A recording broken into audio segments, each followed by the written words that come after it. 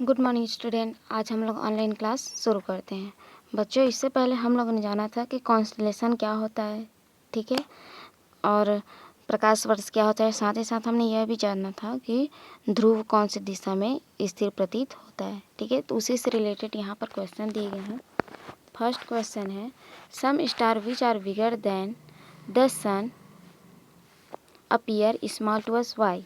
यानी कि यहाँ पर पूछा जा रहा है प्रश्न कि कई तारे सूर्य से बड़े होने पर भी हमें सूर्य से छोटे दिखाई देते हैं, क्यों। ठीक है, चलिए दूसरा क्वेश्चन देखते हैं। One star is 3.4 light year away from the earth, what does this means. ठीक है बच्चों, यहाँ पर बताया जा रहा है कि एक तारा पृथ्वी से 3.4 प्रकाश वर्ष दूर है, इसका क्या अर्थ है।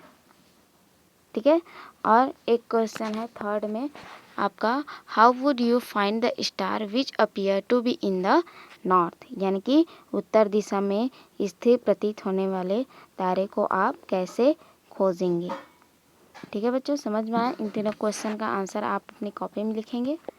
ठीक है, चलिए आगे बढ़ते हैं। There are only 8 planet not 9। यानी कि अब ग्रहों की जो संख्या है वो 9 नहीं केवल 8 हैं। ठीक है, जो ग्रह हैं पहले 9 था लेकिन अब 8 हैं। चलिए उसका रीजन जाने। Planet are heavenly bodies that revolve around the sun like a star, they do not emit their own light, however they reflect the sunlight which fall on them and so they are as bright as a star. यहाँ पर बताया जा रहा है कि planet are heavenly bodies that revolve round the sun, है ना। कुछ जो ग्रह होते हैं, ठीक है, जो हेवनली बॉडीज होते हैं, है ना। यहाँ पर बताया जा रहा है कि ग्रह ऐसे खगोलीय पिंड हैं जो सूर्य की परिक्रमा करते हैं। समझ में आया। ग्रह ऐसे हैं जो ग्रह ऐसे एक हेवनली बॉडीज हैं, यानी कि खगोलीय पिंड है जो सूर्य की परिक्रमा करते हैं। आगे देखते हैं। Like a star they do not emit their own light. ठीक है, ये तारों की तरह स्वयं प्रकाश उत्सर्जित नहीं करते हैं। ठीक है बच्चों, यानी कि जो ग्रह होते हैं उससे प्रकाश उत्सर्जित नहीं होता है। ठीक है, चलिए आगे देखते हैं। However they reflect the sunlight which fall on them and so they are bright as a star. ठीक है बच्चों, यहाँ पर बताया जा रहा है कि किंतु अपने ऊपर पड़ने वाले सौर प्रकाश को परावर्तित कर देते हैं। समझ में आया। यानी कि सूर्य प्रकाश जब इन ग्रहों पर पड़ता है तो उनको वो रिफ्लेक्ट कर देते हैं, यानी कि सूर्य के प्रकाश को परावर्तित कर देते हैं। ठीक है, जिससे ये तारे की तरह चमकदार दिखाई देते हैं। चलिए आगे देखते हैं। Ancient astronomers already discovered Mercury, Venus, Earth, Mars, Jupiter and Saturn as they were visible to the naked eyes. Uranus, Neptune and Pluto were discovered after the discovery of the telescope. ठीक है बच्चों, यहाँ पर बताया जा रहा है कि एंशिएंट एस्ट्रोनॉमर्स, यानी कि जो एस्ट्रोनॉमर्स हैं, ठीक है, जो एस्ट्रोनॉमर्स हैं उन्होंने, ठीक है, एस्ट्रोनॉमर्स में सब जानते हैं खगोल शास्त्री जिसको कहा जाता है ना, खगोलविद जिसको कहा जाता है। तो जो पुराने खगोलविद थे उन्होंने मरकरी का, ठीक है, मरकरी, वीनस, अर्थ, मार्स, जुपिटर और सैटर्न, ठीक है, इनको ऑलरेडी डिस्कवर्ड कर लिया था, यानी कि पहले से ही खोज लिया था। अब आगे लिखा है कि as they were visible to the naked eyes, क्योंकि ये जो सामान्य आँखें हैं, है ना, नेक्ड आइज हैं, उससे हम लोग क्या कर सकते थे, इन ग्रहों को देख सकते थे। समझ में आया।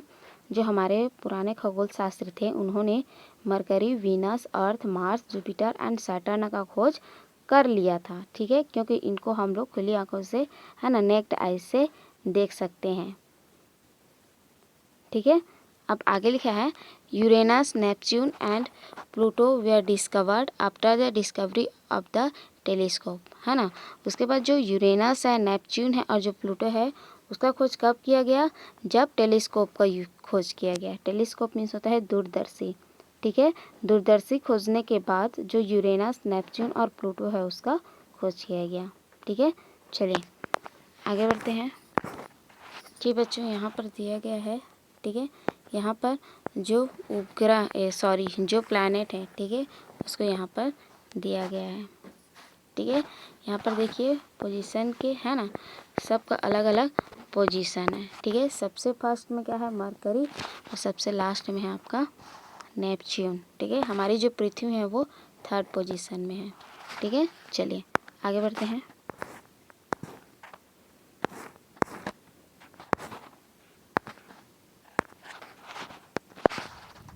In this way it was believed that sun has 9 planets. Each planet revolves around the sun is a fixed orbit. ठीक है बच्चों, यहाँ पर बताया जा रहा है कि है ना, इस प्रकार जो सूर्य के कितने ग्रह हैं, 9 ग्रह हैं, है ना। 9 ग्रह माने जाते रहे हैं, है ना। बिलीव किया जाता है कि जो सूर्य के ग्रह हैं, है ना, वो कितने हैं, 9 हैं। अब प्रत्येक ग्रह अपने निश्चित पक्ष पर सूर्य की परिक्रमा करता है, ठीक है बच्चों। जितने भी प्लैनेट हैं वो सभी अपने निश्चित अक्ष पे सूर्य के चारों ओर परिक्रमा करते हैं, ठीक है। अब आगे लिखा है, now after 76 years after its discovery, Pluto, due to some traversize, is not considered a planet. So now there are only 8 planets. देखिए बच्चों, यहाँ पर बताया जा रहा है, परंतु है ना, जो प्लूटो है ना, अपने खोज के 76 है ना 76 ईयर पश्चात, ठीक है, विवादों में घेरे होने के कारण, ठीक है, ग्रहों की बिरादरी से इसको अलग कर दिया गया, ठीक है। इस प्रकार अब ग्रहों की जो संख्या है वो 8 है। समझ में आया। जब प्लूटो को खोज किया गया, है ना, उसके बाद 76 ईयर गुजर जाने के बाद, है ना, यानी कि 76 ईयर हो जाने के बाद, है ना, उसमें कुछ विवाद पाया गया है, ठीक है, ट्रोवर्साइज, ठीक है, कुछ विवाद हुआ जिसके कारण, है ना, जो प्लूटो है उसको ग्रह नहीं माना गया, ठीक है। अब ग्रहों की संख्या 9 नहीं, कितनी है, 8 है। चलिए आगे बढ़ते हैं। Some planets have satellites. Satellites are heavenly bodies which move around some other heavenly body. ठीक है बच्चों, यहाँ पर बताया जा रहा है कि कुछ ग्रह, ठीक है, यहाँ पर देखिए बताया जा रहा है कि सम प्लैनेट हैव सैटेलाइट, कुछ ग्रहों के सैटेलाइट्स हैं, यानी कि उपग्रह हैं, ठीक है। अब आगे देखिए क्या लिखा है, satellites are heavenly bodies which move around some other heavenly body, यानी कि उपग्रह ऐसे खगोलीय पिंड हैं जो किसी दूसरे ग्रह की परिक्रमा करता है। समझ में आया। उपग्रह एक ऐसा खगोलीय पिंड है जो किसी दूसरे ग्रह की परिक्रमा करता है।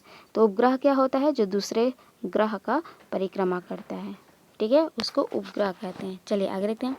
Moon is the natural satellite of the अर्थ.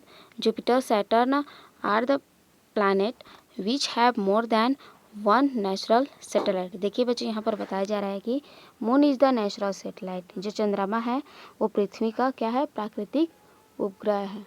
लिखा है ना, moon is the natural satellite of the अर्थ, यानी कि जो मून है, यानी कि जो चंद्रमा है वो पृथ्वी का प्राकृतिक उपग्रह है, ठीक है। आगे देखिए, Jupiter, Saturn are the planet which have more than one satellites, ठीक है। यहाँ पर बताया जा रहा है कि जो जुपिटर होता है, सैटर्न होता है, ठीक है, और ये जो जुपिटर और सैटर्न है, ठीक है, इसको यहाँ पर बताया जा रहा है कि इन ग्रहों के एक से अधिक प्राकृतिक उपग्रह हैं, ठीक है। पृथ्वी का एक ही उपग्रह बताया गया है मून, लेकिन जो जुपिटर होते हैं, सैटर्न होते हैं, ठीक है, इनके एक से अधिक नेचुरल सैटेलाइट्स हैं, यानी कि प्राकृतिक उपग्रह हैं।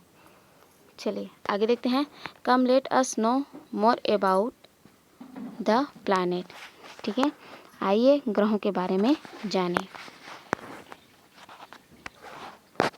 देखिए बच्चों, यहाँ सबसे पहले दिया है मर्क्यूरी, ठीक है, दिया है it has the nearest planet to the sun, ठीक है, यानी कि ये जो मर्क्यूरी होता है वो सूर्य के सबसे समीप का ग्रह है। आगे देखिए, usually it can not be seen due to the sunlight, ठीक है, यहाँ पर बताया जा रहा है कि अधिकांश समय यह सूर्य के प्रकाश के कारण दिखाई नहीं देता है। It is the hottest planet at as it is near to the sun, है ना, ये सबसे हॉटेस्ट प्लैनेट है क्योंकि ये सूर्य के सबसे निकट होता है।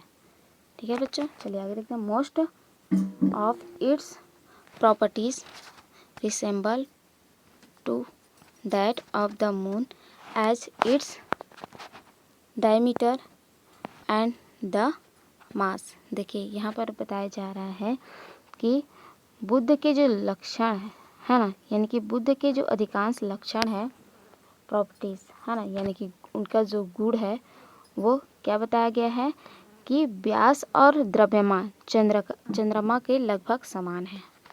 ठीक है बच्चों, समझ में आया? यानी कि जो डायमीटर है ना, यानी कि जो डायमीटर है और जो मास है, यानी कि जो व्यास और द्रव्यमान है वो चंद्रमा के बराबर है। चलिए आगे देखते हैं।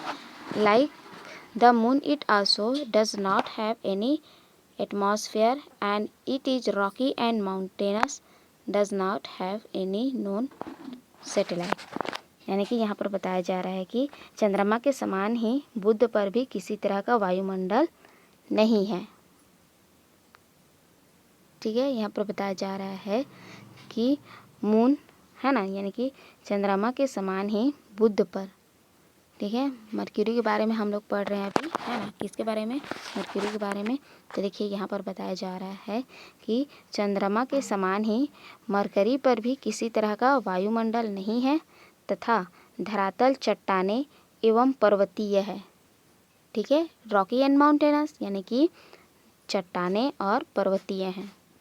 ठीक है, आगे लिखा है does not have any known satellites. ठीक है, इसका कोई ज्ञात उपग्रह नहीं है। ठीक है बच्चों, समझ में आया? इसका कोई ज्ञात उपग्रह नहीं है। चलिए बच्चों, आज के लिए इतना ही। बाकी जो प्लैनेट्स हैं उनके बारे में हम लोग नेक्स्ट पढ़ेंगे। ठीक है, तब तक के लिए इतना को फिर से पढ़िएगा। Thank you.